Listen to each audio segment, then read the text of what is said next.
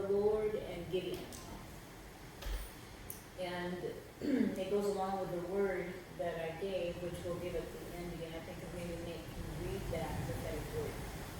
But there's a whole lot of people out there that have learned how to be pacifists. The church has turned us into a bunch of pacifists. We're not activists. We have pacifists, which is people watching our entire generation of children, or our world, or our freedoms going to hell in a handbasket, and nobody motivated to stand up and do anything different to call a halt. This is a pandemic for the church. Passivity. It's terrible. I was talking to Carol about, people who pray these lengthy prayers, but the Lord says, don't think that you're going to be heard in much speaking, because that's what the heathen do. You don't have to go on and on and on. I went to a small home church when I first came to Kona, and a bunch of local folks, and they would gather around someone and pray, "Oh Lord, all we like sheep are gone astray. You know that, Lord, and every man has sinned, fallen short." I mean, it's like they would pray these lengthy 15-minute prayers with every single verse they had ever memorized in their entire life. And I'm looking at them going no. What, are you trying to impress me with 40 verses you've memorized? Or do you think God is impressed by your much speaking? Okay. This is probably called diarrhea of the mouth. It just proliferates. It keeps going, and it just fulminates. And the last verse was so good, and I'm really getting into this, impressing all of those around me. Okay? Oh, God, save us from those impressive people. Because I have to tell you, they don't impress anyone, and they definitely do not impress God. I remember one time at this little house church, there was someone who had come from Waiwam, and she had, I guess, scabs in her ears and blood coming from her ears, and so they couldn't seem to, like they said, it was allergies and all kind of stuff, and she's a pretty girl, and she was at this little home church, and I had done worship there, and I wasn't the pastor there at the time. I was just doing worship there. And here comes this girl, and her ears are closed. She can hardly hear anything. Blood is trickling from her ears, okay? This is a condition that's really serious, you see. It's quite serious. So she wanted prayer, so they all gathered around her. All we like sheep are gone astray. Here we go again. I'm going like, oh my God, here we go again. And it's like, none of this has any relevancy, and they're shaking, I mean, like, oh, the Spirit of God is really on me. Okay? And I'm going like, no, but you'd sure like it to be. Okay, and so I'm pacing back and forth. I have the word of the Lord, okay, and I'm just going and pacing, and and then there was two that were there. One local lady who was having a mentorship of another woman, and they would duel off. Then this one would go for 15 minutes. This one would rest while she was talking. Then this one would come back for another 10 minutes. Then they'd have to duel it off. You know what I mean? Like, oh, next week, oh, here we go. Oh, the Spirit of God is really in this place. And I'm like, no, I think you're scaring them away. So, and here's this girl, she's like, and they're going, oh, and I'm going like, no. And so I'm wandering back and forth with the prophetic word of the Lord, and it's like, by this time, it's 45 minutes. I can't get to her. They're all huddled around her, and they're shaking her. But nothing is happening. And I'm going like, okay, well, I'm going to just put everybody off right now. We'll just go ahead and just get all these people off her and give her the word of the Lord. You see, we don't have to make a big deal. Don't try to be self-righteous and all religious and impress everybody with the power of God upon your life. Stop trying to impress people, right? Be impressive. And then you don't have to try to impress people. Walk in the power of God. Pay for that godliness with every step, every breath, every thought, every bit of your lifestyle, and then you don't have to try to make it up when you need it. Because of whatever they were doing was not working at all. Big zero. Okay. Finally I said, hey, hold it. Stop it. Could you guys move back and just let me, I've had the word of the Lord for 45 minutes waiting to help this woman. Could you please just move back? And the pastor looking at me like that, and her husband like that, and I'm going, I don't care. This woman's in trouble. When we begin to care about our own reputations, more than we care about the people, hang up your little pastor badge, you're done. I mean, I am unorthodox in the way that I minister. Because I don't pull any punches, and I'm not trying to impress the person. I'm just trying to beat on those powers of darkness so they'll let the person go. Okay? This is the violent take the kingdom by force, and when I go in, I'm going to be violent, and those demons are going to run. They're going to run. Because the power is with me, because I'm with him. And I don't need to impress you, and I don't need to impress anybody. Except for Jesus. And walk in this righteous, humble, holy place, so that when it comes time to pull out the big guns, they're fully loaded, and I got a shotgun pointed straight at the devil, and he knows this is no game. Okay? But there's a payment for this. And it's not quoting verses, and it's not, Another time I was over, a friend and I had gone over, and I had been fasting, I think it was 2 weeks, but it's quite a while ago. And the Lord said to me, after 2 weeks, I want you to go to the Arizona, USS Arizona, and I want you to go to the memorial over there. I go, what had been there need for it? He goes, please just do this. So I fasted 2 weeks, and then we were going to meet with a couple that were going to start a healing room, these healing rooms, and it was coming out of Washington State, and someone told me they were here, and I thought, I think I'll go meet these people, because I believe in healing, but I got to tell you what, if you believe in healing, then you better walk in righteousness, so that when you need to bring out the big guns, you got it. Okay? You can't rebuke people's demons. You can't get them healed. The power of God will not flow when you need a road or rooter yourself. Okay? That's not going to work. And you can't fool God. You could practice this word real fast. Unmanipulable. Unmanipulable. Yeah, it's pretty good. Unmanipulatable. God is unmanipulatable. You can't wow him. I'm sorry. The Spirit of God is there. Yeah, no, he's not. You're just a big buffoon.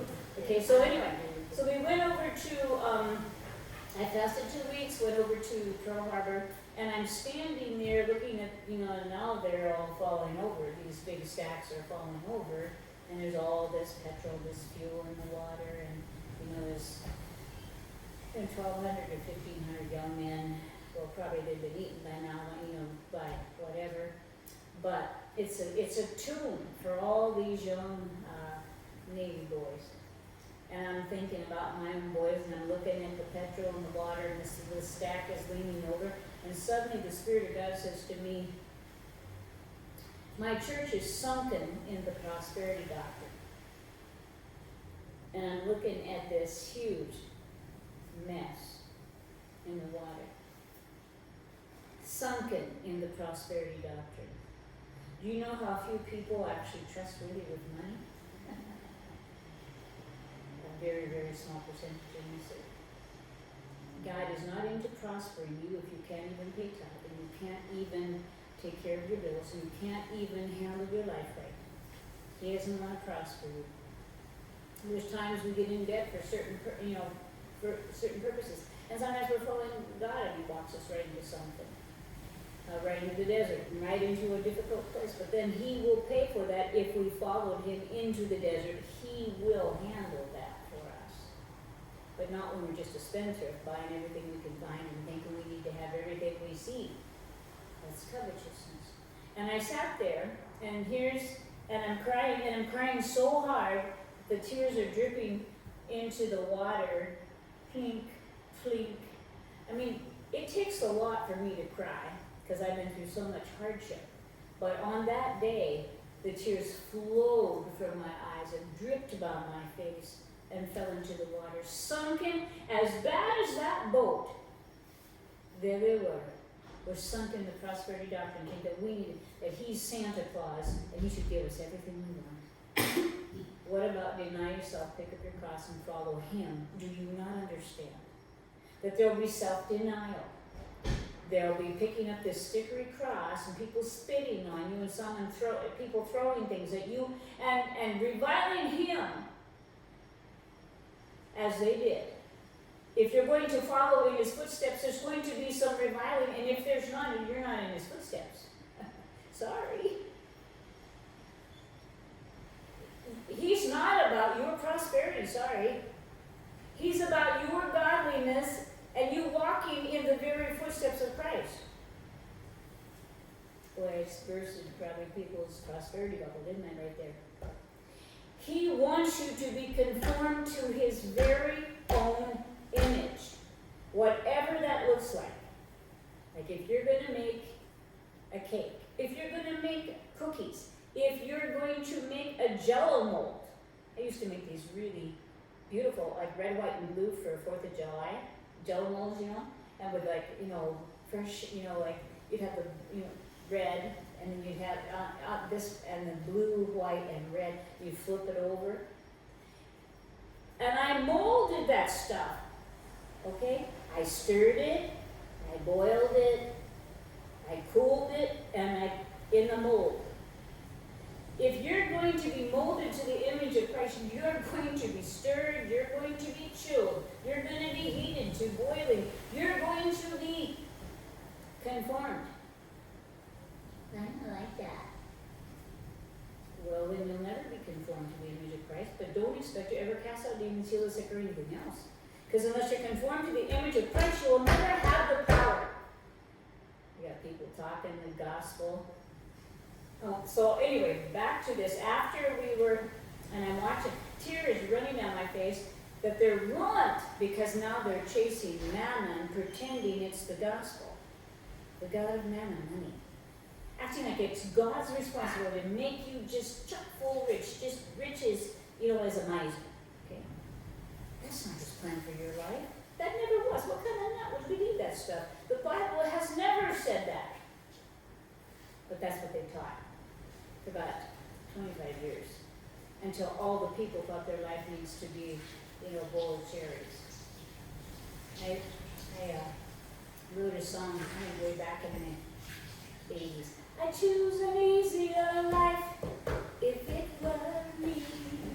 A bowl of cherries, a yacht on a calm sea, but it's you, Lord, and I'm yours, Lord. You choose for me what you need me to be. Give yourself glory, glory, glory.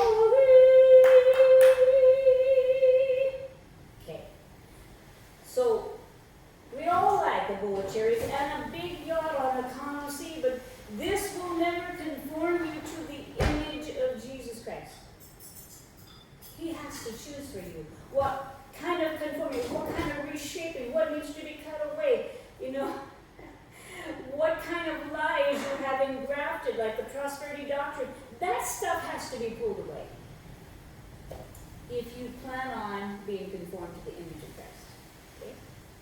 But don't be trying to cast out demons and do all this kind of stuff if you're not conformed, because there's no power there. There's way too much of you and way too little of Him. I haven't sang that song in years. More of you and less of me. More of So it's like we need more of Jesus and less of us if you're going to ever do the works of Christ. That's what it means to be conformed to the image of God. The image of Christ. So we went on over to these people's house that were going to have this prayer room, this healing room. I thought, yeah, I need a healer. I hope these people are nice. So I went over there, and she had just gotten a brand new rose tattoo on her leg right here. It was this big. And we're sitting there, and she's admiring her tattoo. Okay? And she's looking at her tattoo. She's not even looking at us. Her and her husband are there. And he's going, and we came in, and I think I sang one tiny little tune to the Lord.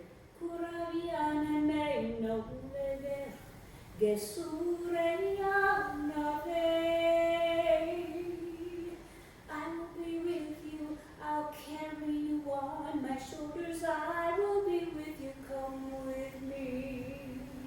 Something like that. And he goes, the Spirit of God is in this place. And I'm going, whoa, whoa, get back, and I'm going, and the guy with me is going, he actually moved back like that, you know. And I'm going, I'm pretty sure there's not going to be any healing here. Okay. Well, Lord, we bless you in Jesus' name. It's time to go. Let's go. You know, I mean, when he did all that, the fellow with me goes, oh. He got as far back on the chair as he could, like, whoa, let's put some distance between us and these goofballs, yeah? Because we have such religious demons, we're going to make a big deal out of anything we can find because we have no power at all. Oh boy, let's go. Time to go. And you know, when you've been in a fasted state, you're really heightened up all spiritual. I mean, you're not trying to be, you just are. Okay, Mary goes, if he doesn't hurt and get elected, you know, you could die here. In 3 weeks, you know, she's going to, it could be another month, you know. And she goes, I'm really hungry. And I'm going, yeah. Yeah. So, but I mean, after this fasted time, you don't have to worry about, am I godly now? Deny yourself, pick up your cross and follow him. Yeah, he'll just melt it off you. Won't he, Mary? It's like all of your the all flesh stuff just gets melted right off you. So, why am I talking about this? You know, I have absolutely no idea. But it seemed like I needed to talk about that. Maybe someone needed to hear that all this buffoon, all this noise, and all these many words, okay, this much speaking does not make you godly. What makes you godly and effective is this very simple verse, the effectual, fervent prayer, fervency, and being effective of a righteous person. Okay, righteous person. This means when no one's looking, you're still loving God and you're still keeping yourself clean. When everyone else has gone to sleep, when everyone else is falling and stumbling, your love for the Lord is keeping you straight as an arrow. Okay?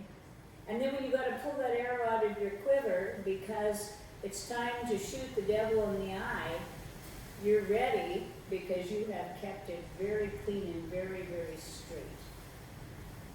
And I felt like that was for someone who needs to hear this, that effectual, fervent prayer of a righteous person avails much.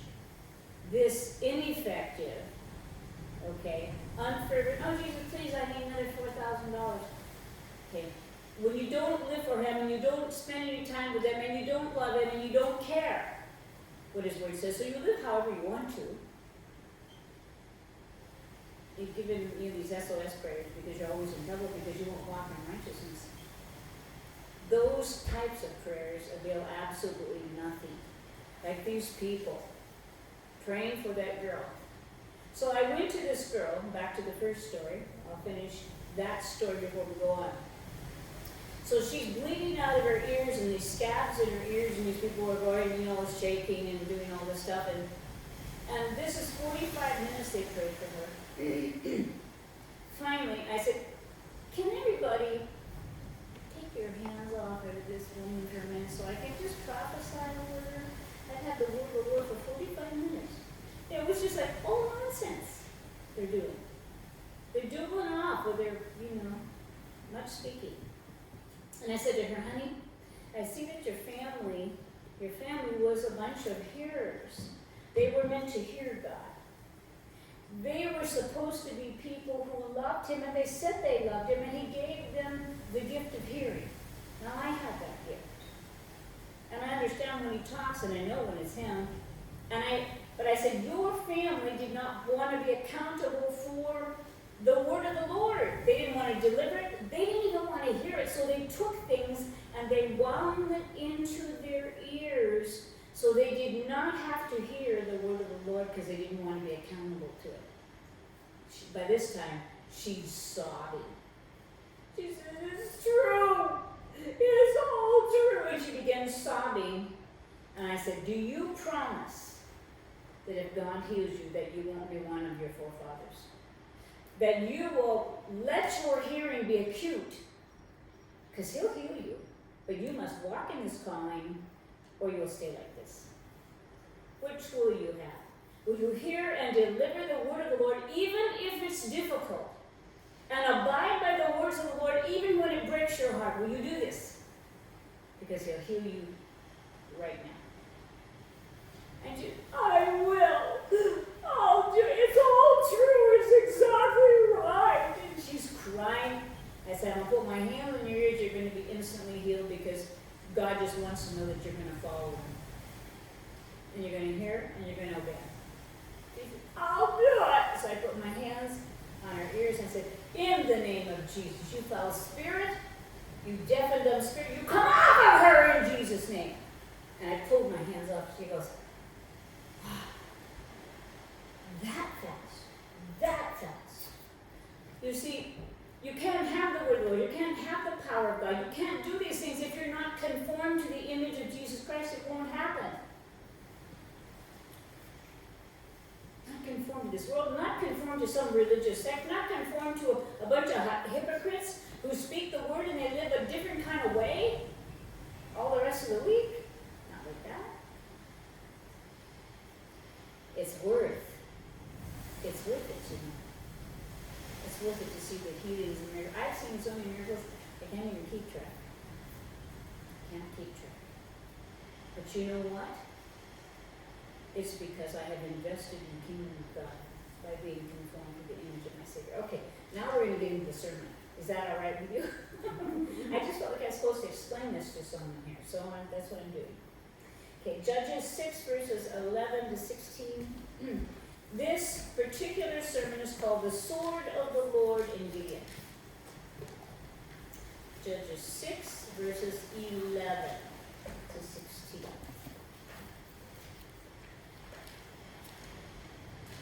And I just thank you, Father, for filling me with the spirit of knowledge and revelation by your Holy Ghost. You wrote this.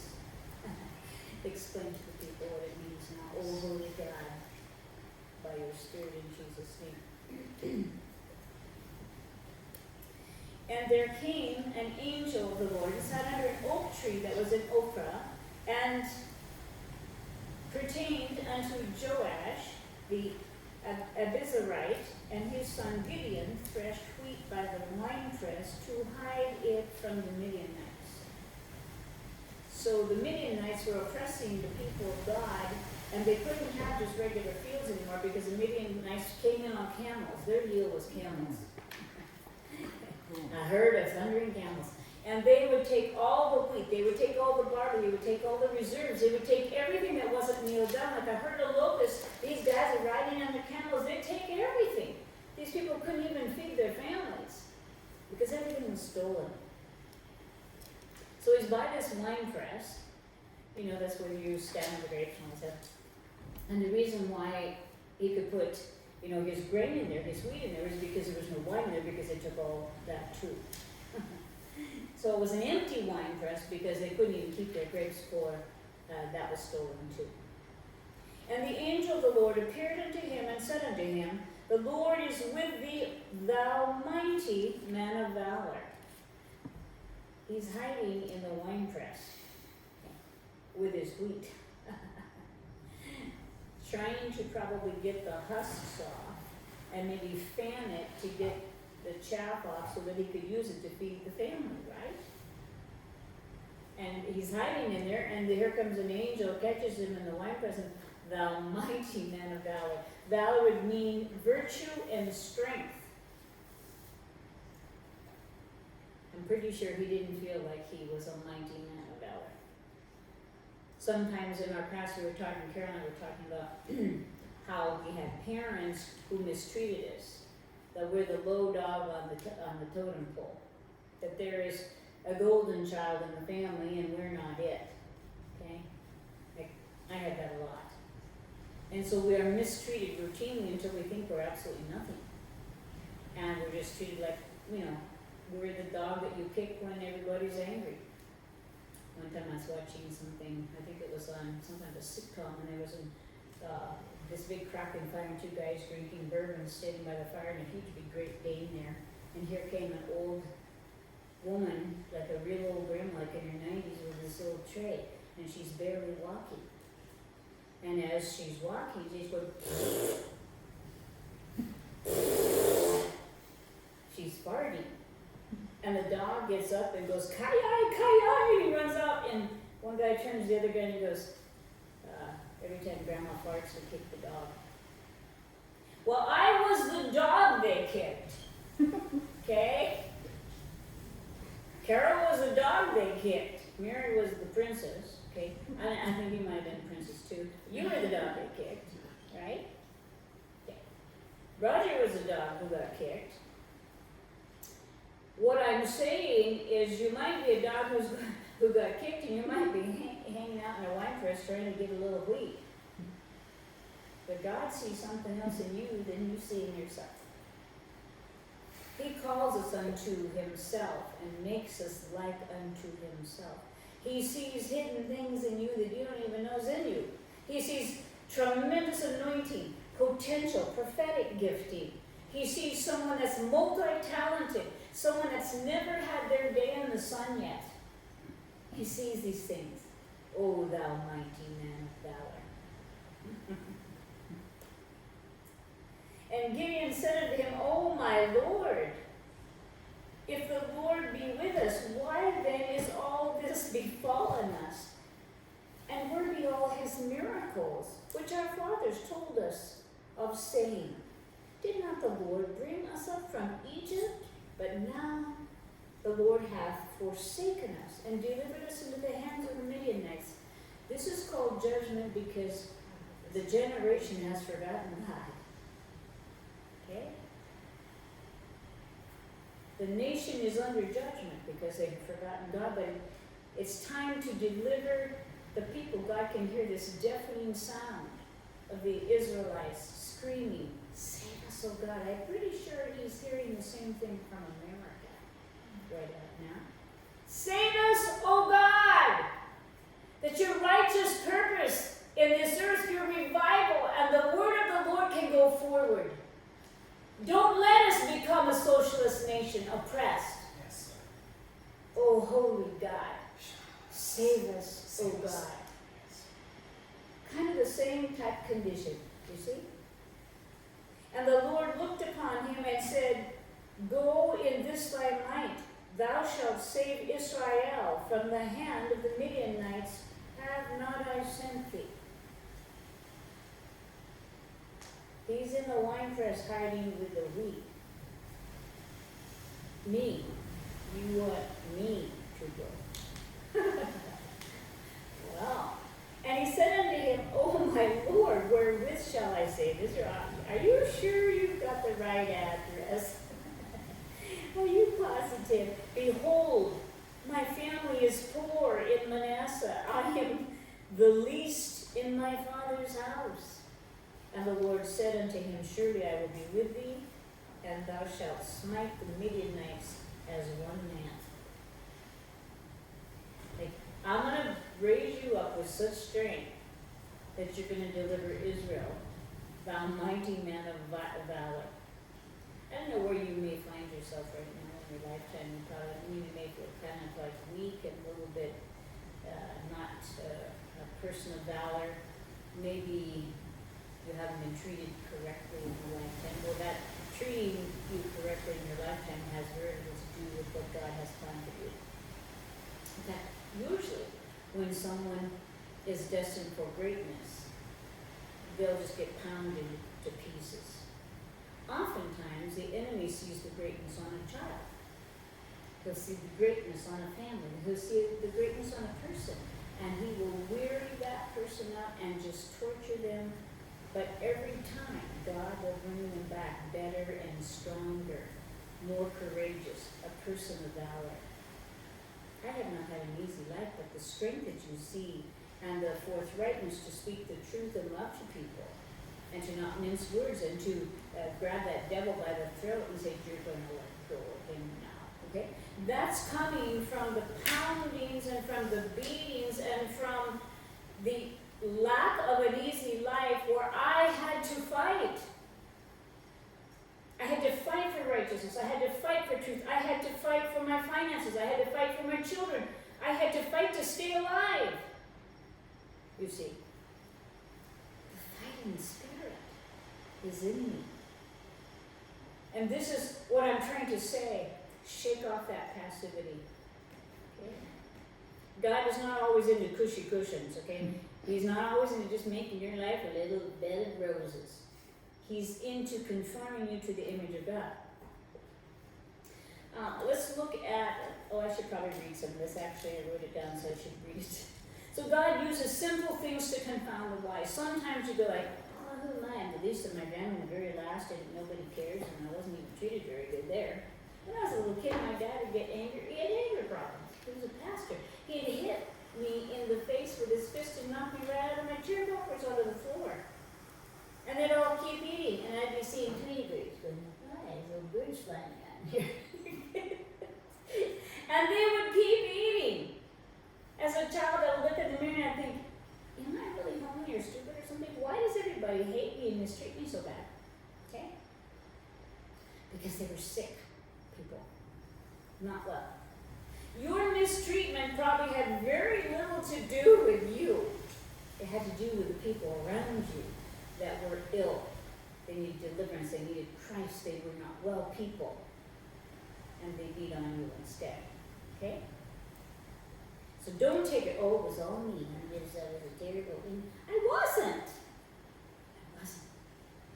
So don't let your past dictate your future. Because one thing does not have anything to do with the other thing. Your past does not dictate what God will do with your life as you move forward in Him. That has nothing to do one with the other. Well, my family, they did this, and they were like this. Well, don't be like that. My mom was so self-righteous. My dad would be beating me and throwing me across rooms, and she'd be down there making bread in the kitchen going, "A mighty fortress is our God." She'd be singing hymns and hearing me crash across the room. Self-righteous and hypocritical. If that was my child, I would have taken a baseball bat. You'd say, "You touch her again, and I'll break your knees." Okay? She's knee-high to a grasshopper. You're going to kill her. Don't you ever touch her again like that. Okay? That's righteousness, is standing up for what is right.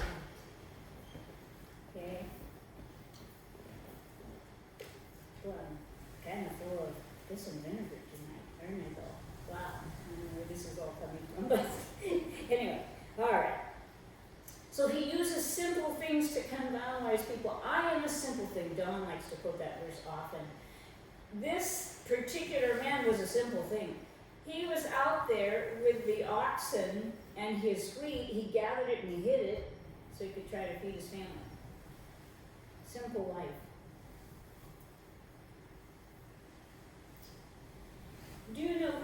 word nobility means. It used to mean, in times and eras gone by, it used to mean that people had noble behavior, that they were honest, they were transparent, they were righteous, they were virtuous, they were courageous, they were generous, and they were just honest people. And then later on, as those people of wealth, they were known as the nobility, they lost their nobleness. It's like our elite that are full of corruption. There was a time when nobility, or people of elite stature, people looked up to them because they were noble. That doesn't happen anymore. The higher up they go in rank, the more corrupt they seem to be. The more powerful they feel, that they can just turn elections, that they can just sabotage, that they can just lie and lie and lie about people. And if they lie on this channel and on this channel and this channel, and they all say the same thing, that people will buy it for the much repetition. Used to have a husband like that. Used to lie. Wow. I mean, he lied about things you didn't even have to lie about. And what happens when you lie and you lie and you lie, pretty soon you believe your own lies. It's like Adam Schiff sits there with a bold face and can't blink because he got so many demons, and he goes, "This is Russian disinformation, this laptop. We know this." And I'm looking at him going, "You are a moron. You think we buy this? You must have lost your mind." Okay? I mean, there's pictures of this naked dude with a crack pipe in his mouth, and this is Russian disinformation. I mean, and it's like you lie and you lie and you lie and you straight facedly. My ex-husband, he could lie without even blinking. What can you do? How can you do this? I would be like, well, I don't know. Yeah. I mean, I'm not a good liar. I can't lie. That's the problem. I just can't stand it. I can't lie. So, but anyway, but there's people that are so well versed that they can just, without even thinking, and they've convinced themselves of their lies. Okay. This is a lack of nobility, and we have this plague, this pandemic of corruption and treason in our country. Not noble. People that God cannot use. He has to tear them from their position. And if they will not repent, they need to be prosecuted to the full length of the law. The full depth and breadth of the law. And if it's death by hanging, that would also be good. Because they can't stop lying. They have lied so long, they just keep lying and lying. And there comes a time with wickedness where you have passed a mark. It's a boundary. It's like a moral boundary.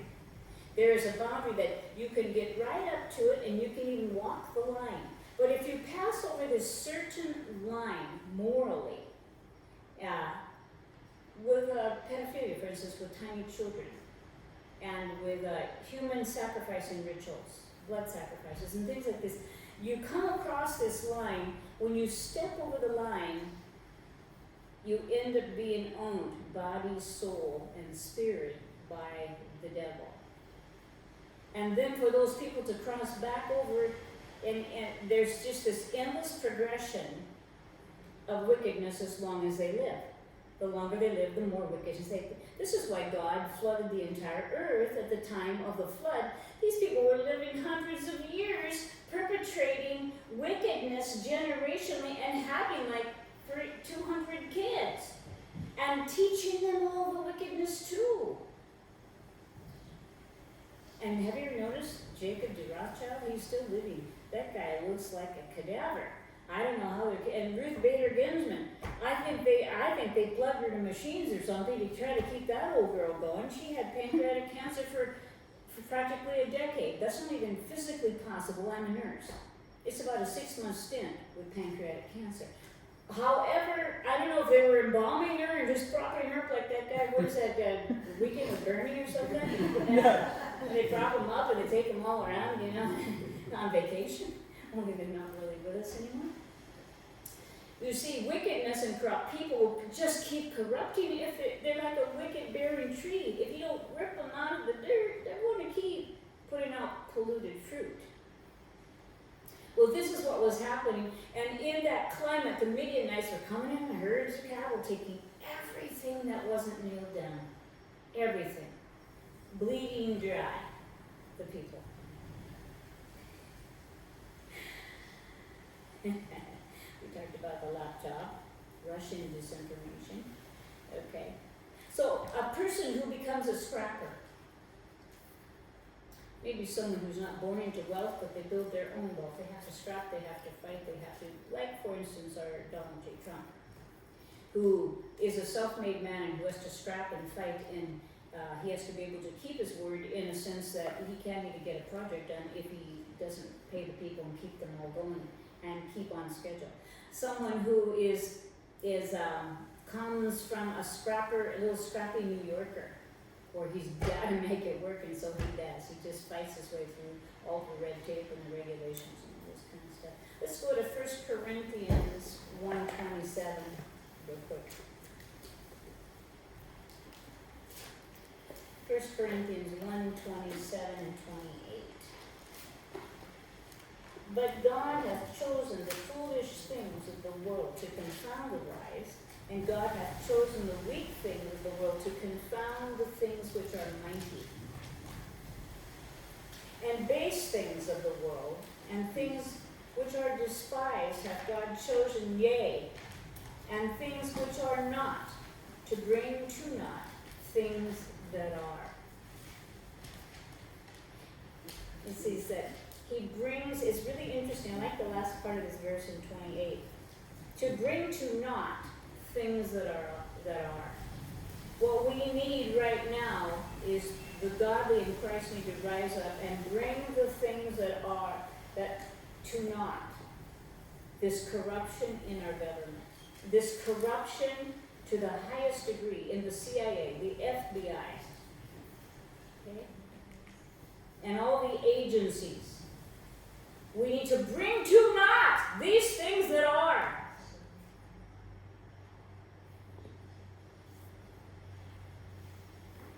By imploring God.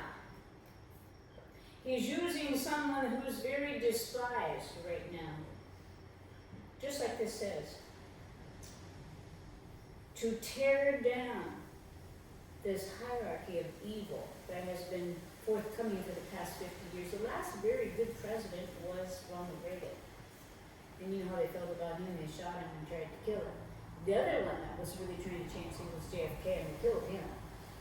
Our president is under continuous threat of assassination right now, 24/7.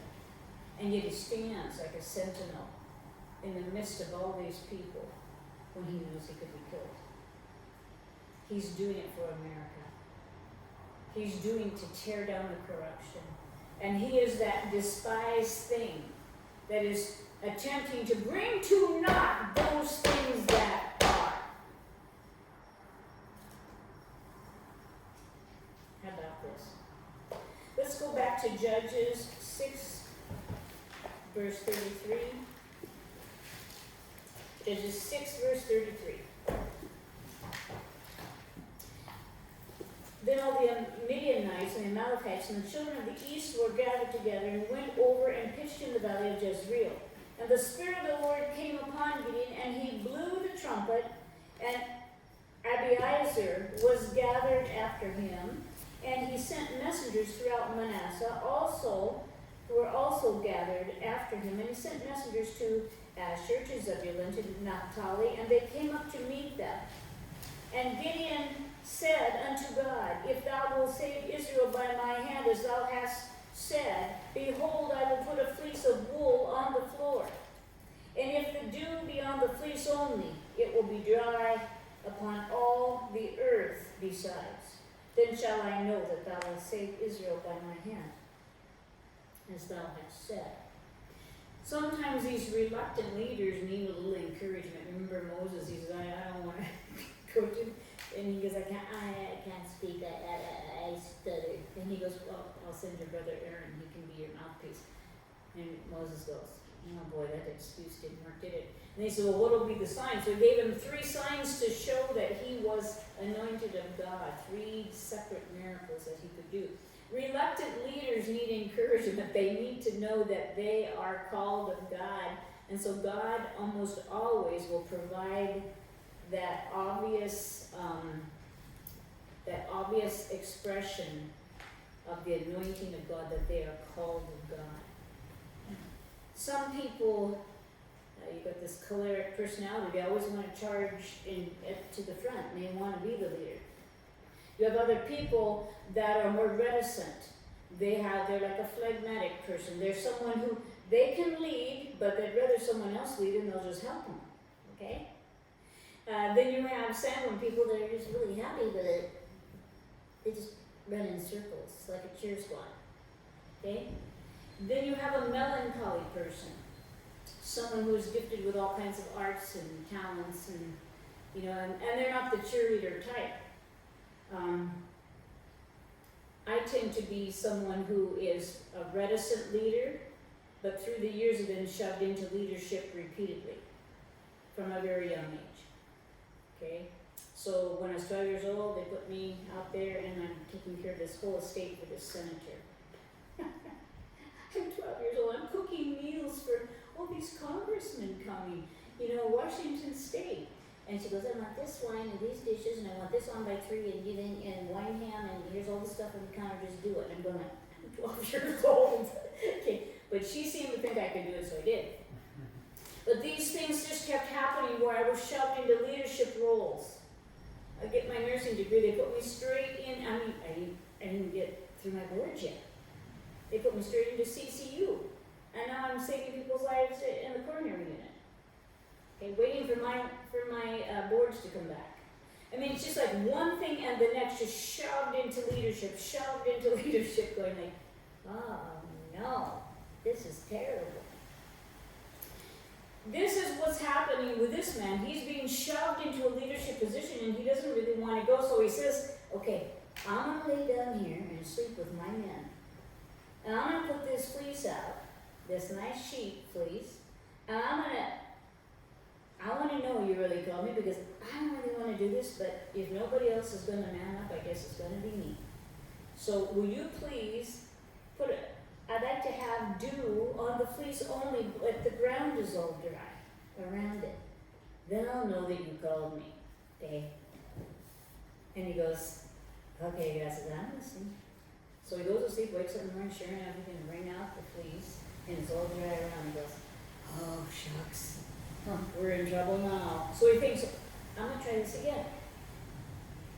And it was so, for he rose early in the morning and thrust the fleece together and wrung the dew out of the fleece, and the bowl was full of water. Okay? And Gideon said unto the Lord, let not thine anger be hot against me. I will speak but this once. No, this is twice, actually. Let me prove, I pray thee. I need more proof. But this once with the fleece. Let it be now dry only upon the fleece, and the ground around be wet. This guy really doesn't want to do this. He's really hoping God will skip right over this miracle. Okay? He's afraid.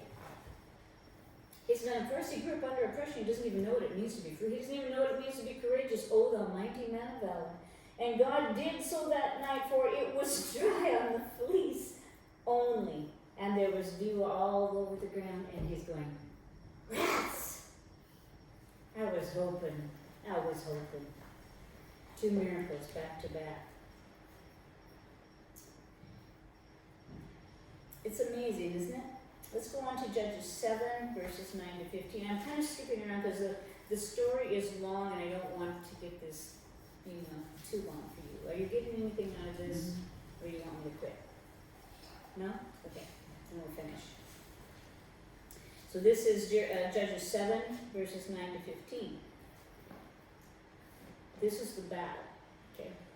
And it came to pass the same night that the Lord said unto him, arise, get thee down unto the host, for I have delivered it into thy hand. You see, he's had 2 fleeces, but still he's going, I'm a reticent leader.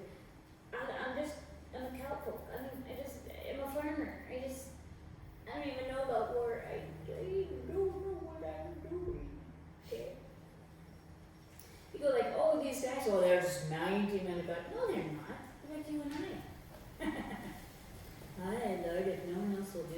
do it. Okay?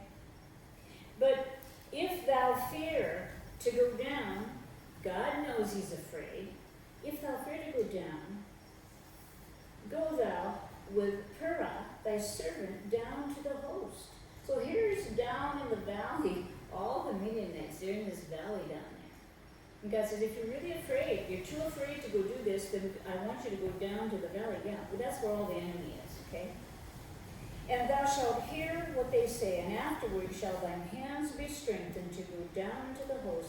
Then went he down with Purah his servant unto the outside of the armed men that were in the host. So he sneaks down the hill, and he's right at the edge by the tents. Okay? And the Midianites and the Amalekites and all the children of the east lay along the valley like grasshoppers for multitude, and their camels were without number, as the sand by the seaside for multitude. So the people are crawling all over, and the camels look like sand. You know, they're kind of the same colors. And but looking down into the valley, there was a thundering herd. And so he and Purah sneaked down the side of the valley. And when Gideon was come, behold, there was a man that told a dream unto his fellow. He came at the exact time. Who could do that? God could do that. The exact time this man is telling his dream. He could have gone at 9:05. No, he went at 8:45 while the guy was telling the dream. Have you ever noticed the timing of God is kind of like excellent? You're like, well, that was wild. Isn't it? Isn't it? It can't possibly be a coincidence. So at 8:45 p.m., he's down there and he hears his dream. His fellow said, behold, I dreamed a dream, and lo, a cake of barley bread, tumbled into the host of Midian, and came unto a tent, and smote it, that it fell, and overturned it, and the tent lay along. This big round barley cake came running down the hill, and knocked down a huge tent. Now that's an interesting dream.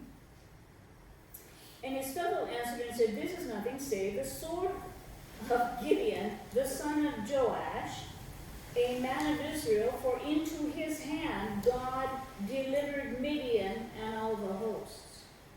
So there's not only that 8:45, someone who tells the dream, there's someone who interprets the dream. Right there, 8:45 p.m., right when he crawls down the hill. Well, that was a big coincidence. Not.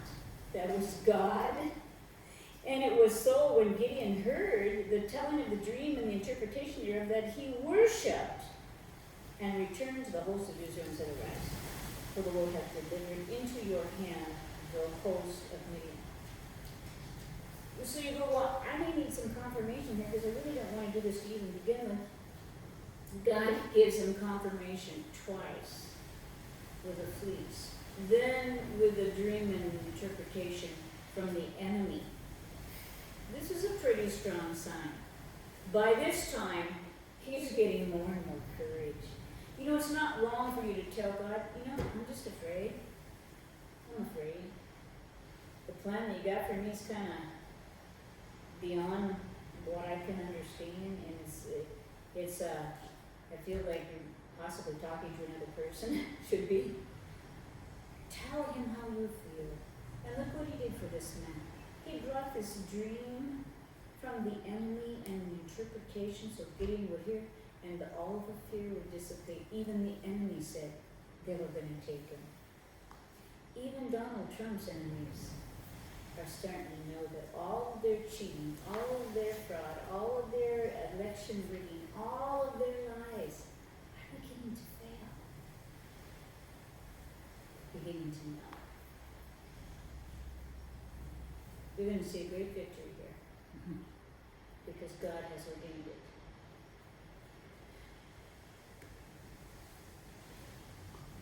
God uses strange means to accomplish. Well, I don't like this president because he's a little rough around the edges. So you think a panty waist could come against these violent people? Of course not. God chooses the right person for the right job. He chose Gideon to deliver the Jews from the Midianites and the Amalekites. He chose Donald Trump to deliver us from the corruption of socialist agenda that leads to quick communism, where everyone's a slave and no one has anything. Freedom had almost vanished. And when I think about our dear president, I think about him.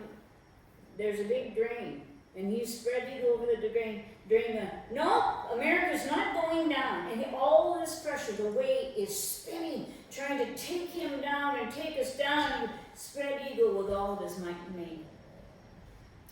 They're not going down. I'm going to save them. We're going to save them, God. Help me. It's time for you to make sure that His call is real in your life. You need to say, I'm just living for myself and I'm having a pretty good time and I'm just looking for the right direction. But Lord, speak to me as clearly as you did, Gideon. Give me the mandate for my life.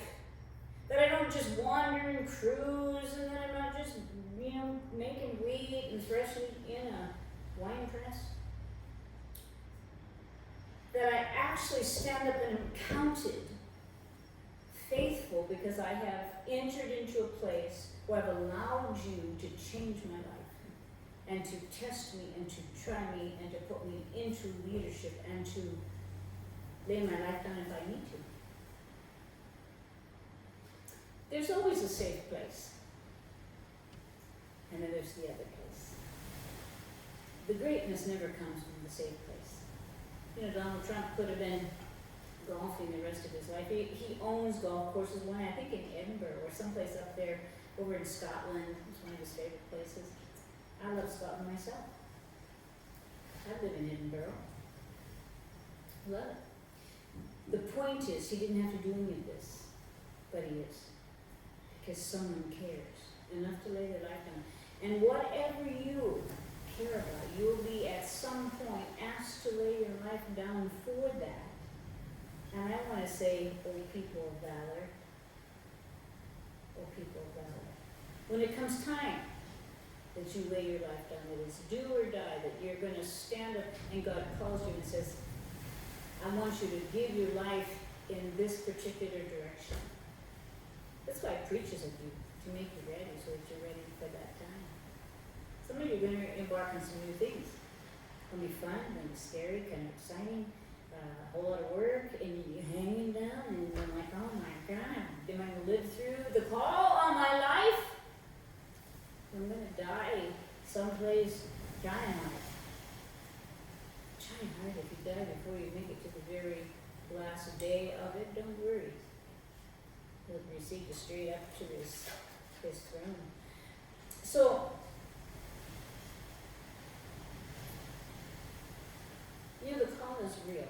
Just like this man, the call is real in every one of your life. There's something God has for you to do. There's nobody that escapes the plan of God. There's no one here that He does not have a plan for you now. You just need to ask Him, what is it? What would you like me to do, Lord? And then it will take all of His strength in you to do it, to calm your fears, to walk in the direction of the Lord.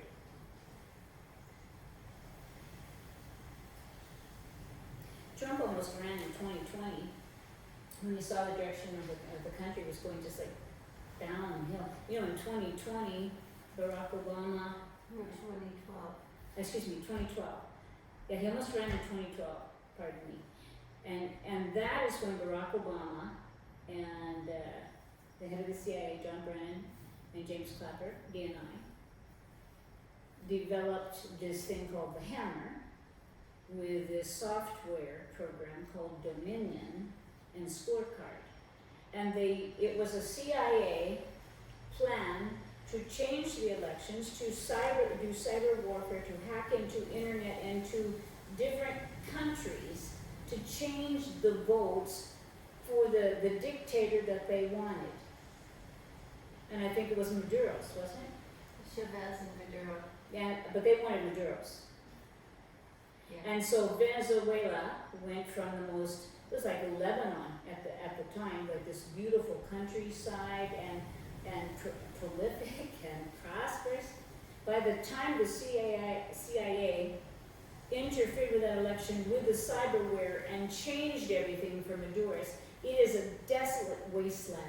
The people have gone into communism. They have absolutely nothing. There's no water. There's no food. They are enslaved to the max. He has killed that country. And that's who the CIA and Barack Obama chose to head up that country. Okay, Maduros. And those people have been, their whole country has died. Does that make you feel comfortable about the scorecard, Dominion? This is what they used in our election. It was developed in 2003, so it's been around. But they've been fine-tuning it, and it was used, I think, with Maduros to give him that election. That way, anywhere in the world, when they're having an actual election, the CIA could tap into and then pick and choose who would head the countries. And what right would they have to do that? None at all. This is espionage. This is treason against those countries where they pulled down one. I think they did the same thing in the Ukraine. A fair election, they put Poroshenko in there. And he was a crony with Obama and Biden. And they bled dry all of these huge amounts of money that should be going to the Ukraine between Poroshenko and that bank, the bank that they had, and some of the mafioso of Russia. They bled dry all the monies coming from the United States of America to try to help that country. Many of the monies that we send overseas to go help countries that are in trouble. It never even reaches us. Because of the computer age, you can pull all this money out of these accounts just with cyber warfare. The other night, Mary and I were watching this one thing. And we were watching, and I forget which state it was. I don't know I think it was Michigan maybe. But we're watching, and there's 2,600,000 votes for Trump, and then there Biden had, an awful lot less. And all of a sudden, nearly 20,000 votes shift from this out of Trump's account straight into Biden's account, and we're watching it on television, or we're watching it, we're going, what? So the exact amount they stole from Trump, they put in Biden's account. Right in front of us. Right in front of us, right in front of your eyes, you're going, huh? Well, what? What did I just see? We have agents at work to manipulate corruptly everything, and we're told we have a free election, but this is not true. And so Trump is doing more than winning an election here. He is causing to come to the forefront all of this wicked corruption. He's draining the swamp, and he's putting that big sump pump down into the bottom and sumping it out of the swamp so everyone can see pretty quick. I heard Sidney Powell, this wonderful lady attorney, and she ended up coming right out with she's going to release the Kraken. Okay? And you better believe when that woman speaks, she means everything she says. What they've got coming to show the corruption in each state and the votes that were pulled through this scorecard and Dominion, pulled from Trump and given to Biden so he could win. In fact, Biden was sitting there, and I'm a geriatric nurse. It's pretty hard to fool me, okay? I think he keeps wearing these contacts that tell him what to say. They're like, what company is that? Mojo or something? Yeah. Yeah, Moto. Hey, say yes. Okay. He's got blue eyes, he puts his contacts in, his eyes are black. Well, that's a strong sign. And he's kind of slow, yes. And then they're telling him across the screen, he goes, oh. And so he's repeating what they said across the screen in his eyes, and he goes, okay, just try to play it really cool and stand down, or something like that. And then you're like, what? What did you say? It's just like, it's really sad. Just like a cadaver. Our president, the cadaver. He's not going to be our president. I have news for you. So why am I talking about this stuff? He almost ran in 2020 because he saw the country Trump did. 2012, and it's circling the drain, and he's going, but he didn't have everything handled to be able, so he waited till 2016. And Hillary, and you know what Joe Biden said? He said right before we voted, he says, I don't need your votes. All I needed was Trump's votes because they were going to just put him in his account even if nobody voted for him. He came right out, I don't need your votes, but I will need you after the election. I mean, and he says the craziest stuff. In fact, my favorite was, he came out with a statement, if I can get it exact. He said, we have developed the most extensive and intensive voter fraud organization. And we go, They sent it to me. did we just hear, Lord, you can say that again. People were filling out ballots for him, just Biden. And then now they went, Biden. I mean, and then some of them were scanned, they put this into the scanner, this just looks okay. And then scanned it 50 times. Same signature. Scan. They just put it on 50. Okay, I'll make 50 copies of those. I mean, this is the craziest thing that we've ever seen in our entire lives. I'm 68 years old. Well, there's like hundreds of thousands of votes that are just Biden. They're just Biden. Did you say Biden? There's no senators, no one else. They didn't vote for anyone else. They didn't vote. Just Biden. Because they just filled them out. And then they threw all their envelopes away so you can't even tell when they came in. And you can't tell if this is a legitimate person. Most of those people are not even on the voter rolls. They're dead. They're dead or they don't even exist and never did. Born in 1850 or something. Yeah, that was fabulous. They Voted lived a 10 long times Yeah. since he died. In 10 elections over 40 years. Okay. This irregular warfare. I want to go ahead. Let's let's see, where are we? You guys know where we were. Good, busy. 15, 16. Okay, let's go on to this because I want to finish this because otherwise you're never going to get your dessert. So here they are. He comes back up the hill and he thinks, wow, I think I can do this. Even the enemy thinks I can do this. I'm the barley cake. I'm going to run down the hill and I'm going to knock all the tents down and everything. You know, when you go to war, you need to have the word of the Lord. Today, one of our sheep died. And I was caught in the snares that were put out there. And I said to Mary, if they find him, the ones that put the snares, they will be apologetic. If I find him and I call them and tell them that their snares killed my sheep, they're going to be belligerent. Because they're going to feel guilty and it's going to make them angry at me. So I said, we're going to leave him in the snare. Wisdom. So they called and they said, we're so sorry. And then the whole thing was sweet. But if I would have delivered that and started to bury him, they would have been angry at me if I had done something wrong when I had done nothing wrong, just because they would have tried to defend themselves. You see, there's stupid ways of handling things and there's smart ways. There's God's ways and there's man's ways. Choose his way every time. Say, Lord, I don't know what to do. Could you please give me wisdom? Please, oh holy God. And so this man goes back up and he prays for wisdom about how to take the sand of the sea and a bunch of locusts. There's a herd down there. You better believe when you come against something and you don't just go with your own wisdom because you're kind of probably be wrong. Go with God's wisdom. Ask him every time. Every time ask him. Every time.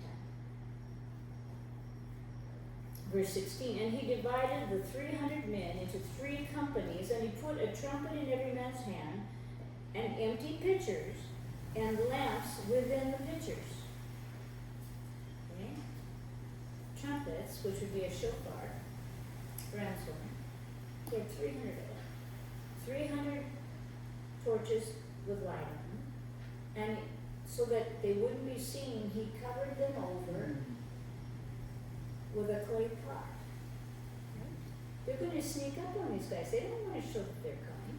They're going to come in with stealth. And when you hit the enemy's camp, you better come with stealth.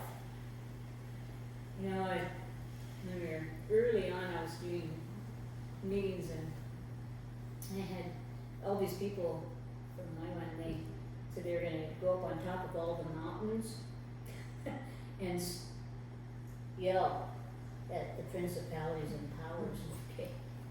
And were you with me then? No, yeah, I didn't even know you then. But anyway, I went, not a good idea. Okay. If you're doing something right, he will find you. And so they have all this concerted effort, all of Hawaii, everyone's going up on these mountains screaming at these principalities and powers. Okay? And a lot of these people are hormonal.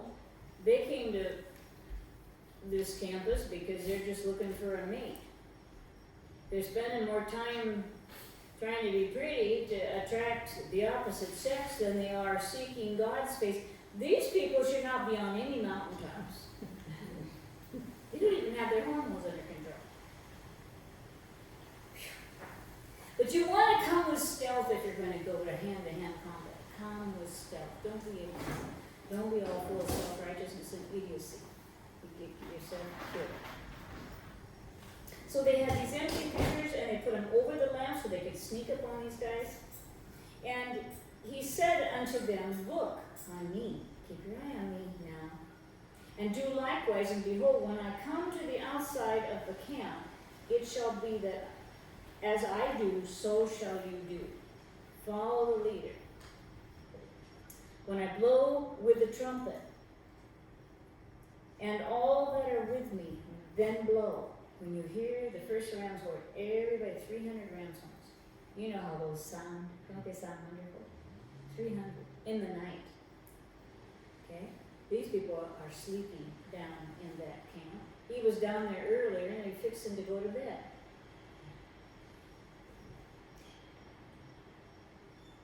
When I blow the trumpet, I and all that are with me, then blow ye the trumpets on every side, all around this valley. They were all around the top, on the hills around this valley. And say, the sword of the Lord and Gideon. And I say tonight, the sword of the Lord and Donald John Trump. And I'm not backing down. Yeah. He's God's choice, Yes. not an all-sanctification. So Gideon and 100 that were with him came unto the outside of the camp in the beginning of the middle of the watch, and they had but newly set the watch, and they blew the trumpets, and they brake the pitchers that were in their hands. This is 300 crashing, and the lights are suddenly there around the edge of the top of this camp. And the three companies blew the trumpets and brake the pitchers, and held the lamps in their left hands and the trumpets in their right hand to blow. And they cried, the sword of the Lord and Gideon! When you call out, don't be mealy mouthed, just belt it out. Like your football game, you're screaming, do like that. The Lord is more important than any football team. And they stood every man in his place round about the camp, and all the host ran, and they cried, and they fled. Scared the bejesus out of them, no lie. And the 300 blew the trumpets, and the Lord set every man's sword against his fellow, even throughout the host. And the host fled to Bethshitta in Zerarath, and to the border. Anyway, they ran in every direction. And the interesting part, do you understand? God fights in different ways than we do. Where was the sword? They had trumpets, they had a light, and they had a pitcher.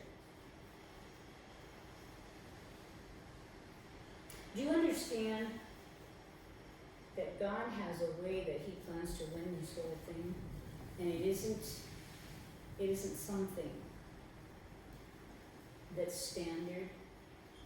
We're going to pray for our dear president tonight, that he will have the power of God, the sword of the Lord and Donald Trump, and that he will surround him that they will turn on themselves, and that there will be a mighty massacre, and he doesn't have to touch any of it. Because he's using the weapons of God.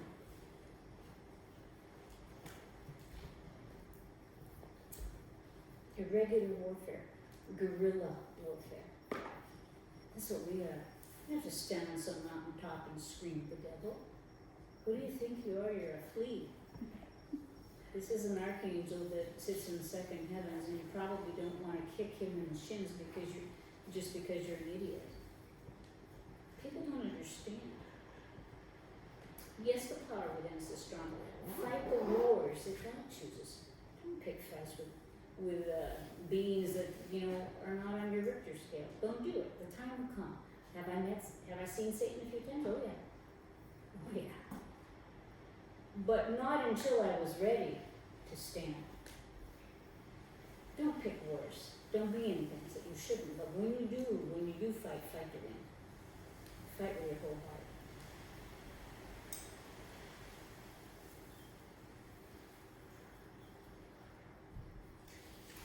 God wants to do something. Could you read that word? Could you read the word? Then we're going to pray.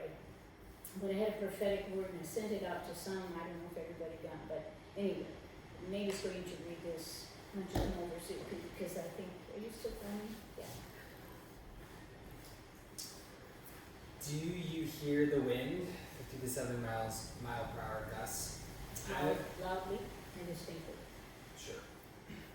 I'm about to descend out of heaven with hurricane forces and blow away every semblance of a victory from the Democrats. The sword of the Lord and Donald Trump. What I expose now is heavenly wisdom, and such a storm will bring upheaval to this world as I batter this earth with righteous forces and fight for the patriots of God and country. I will sweep across America, and all the debris and filth of Antifa, BLM, leftists and communists, crooked politicians and corrupt judges will begin fleeing the wave of my righteous judgment. For I have heard the prayers of my righteous few, and I won't destroy my righteous with the flood of judgment I bring to the wicked. All those coming into my ark will survive. I have not sent Donald Trump to just turn back America to me, but to use him as a sword in my hand to help end the oppression of corruption and the looting of America by the wicked Philistines who impoverish my people until they hide in wine presses to feed their families.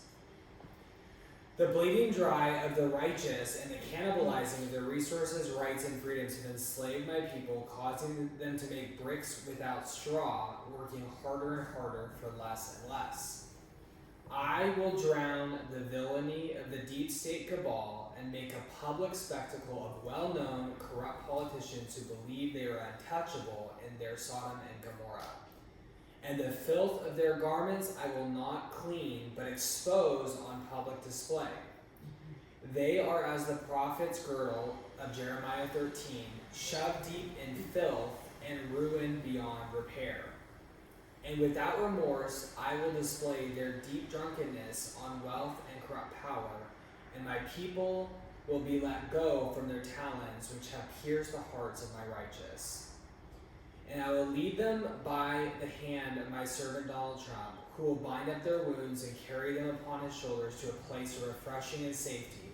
He has fought the lion and the bear, but now Goliath, and he runs at him without fear, says the Lord. And it just says, pray, again like David, our brave president fights for us and our freedom from tyranny and enslavement. O Father, send a spirit of intercession, the likes of which have never been seen, and a greater violence and righteousness than these wicked giants ever knew existed. In Jesus' name. Amen. So, anybody that feels that I'm going to pray, but anyone that feels like they want to pray for this, and I pray that this has been a blessing to you. God He has a regular warfare. Intercession is someone who has a regular warfare. And we don't come in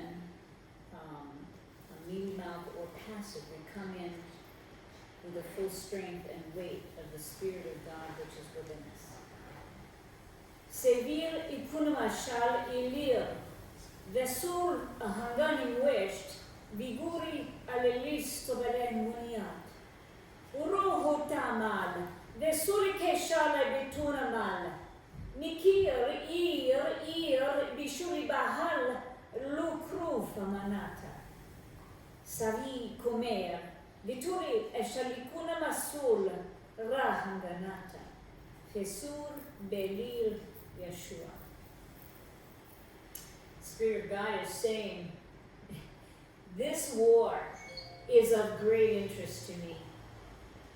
My righteous people call to me night and day, and my ear is not deaf, and my hand is not too short.